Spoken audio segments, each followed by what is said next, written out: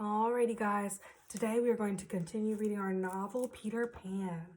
So last week we had read chapter 6, and if you need a refresher on what happened in chapter 6, go ahead and watch the video from last week.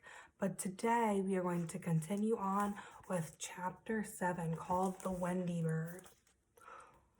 Alright, unaware that the pirates had found their hidden place, the boys waited for a while and then emerged from their underground cave.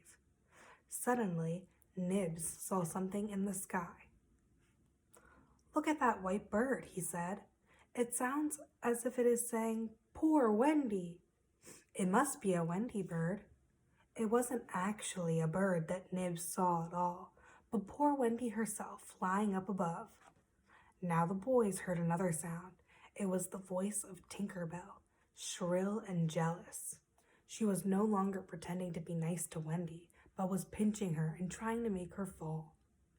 "Peter wants you to shoot this white bird," Tink called down to the boys.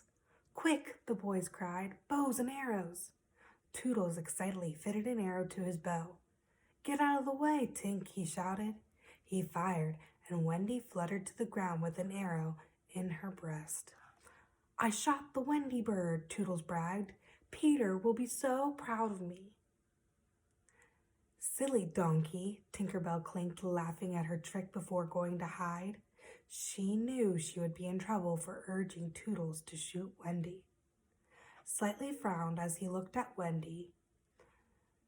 "That's no bird," he said. "I think it's a lady." "A lady?" Toodles replied nervously. "Peter was bringing a lady to take care of us, and you've gone and killed her," Curly said.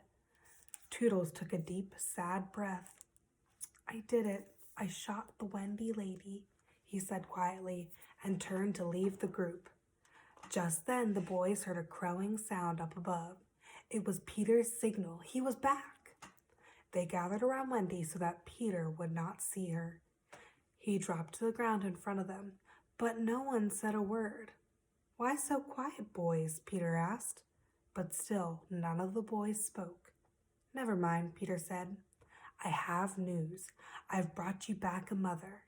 You may even have seen her already. I think she was flying this way." Toodles cleared his throat. "Boys," he said bravely, "step aside." The boys obeyed, revealing Wendy's body. Peter bent, took the arrow from Wendy's heart, and turned to face his band of boys. "Whose arrow is this?" he asked sternly. "Mine, Peter," Toodles replied. Angrily, Peter raised the arrow, prepared to hit Toodles with it, but he couldn't do it. At just that moment, Nibs saw Wendy move. "The Wendy lady!" he cried. "She moved her arm." Peter bent over Wendy again and saw the acorn he had given to her when she'd asked for a kiss. It was on a string around her neck. The arrow had hit the acorn and saved her life. "Hurry up and get better," he said, "so I can introduce you to the boys and the mermaids." From her hiding spot up above, Tink sighed loudly. "Listen to Tink crying because the Wendy lady is alive," Curly said. The boys told Peter about her crime. "We are not friends anymore, Tink," Peter cried. "Go away and never come back."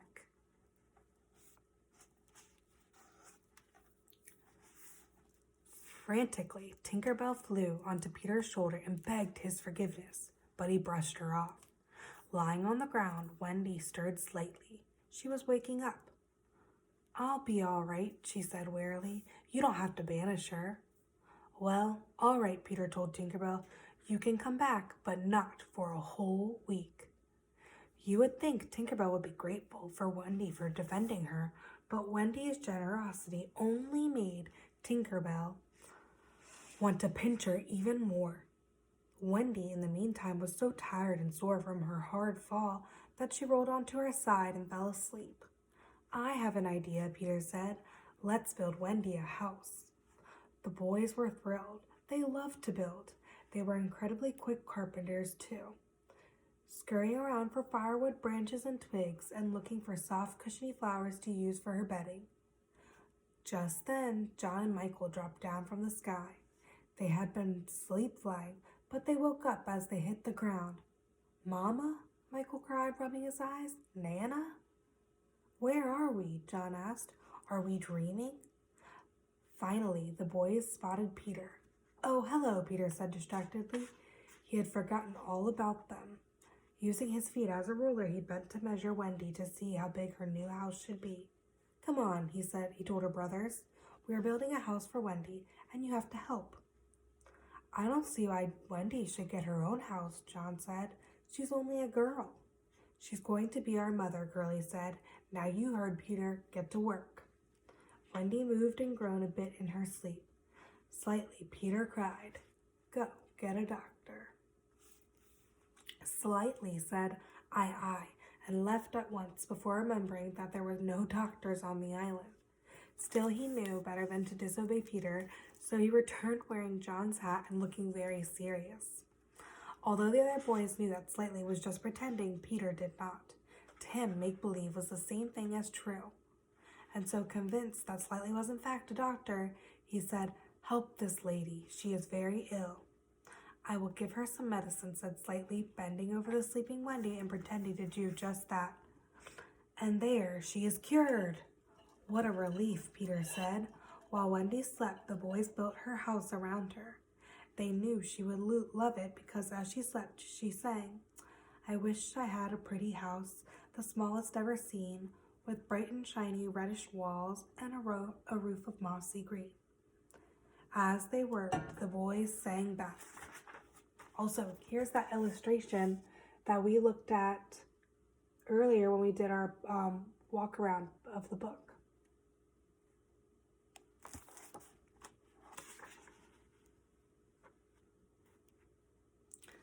So the boys built windows and pulled flowers for Wendy, but they weren't quite sure what to do about the babies. Let's just pretend that part, they said.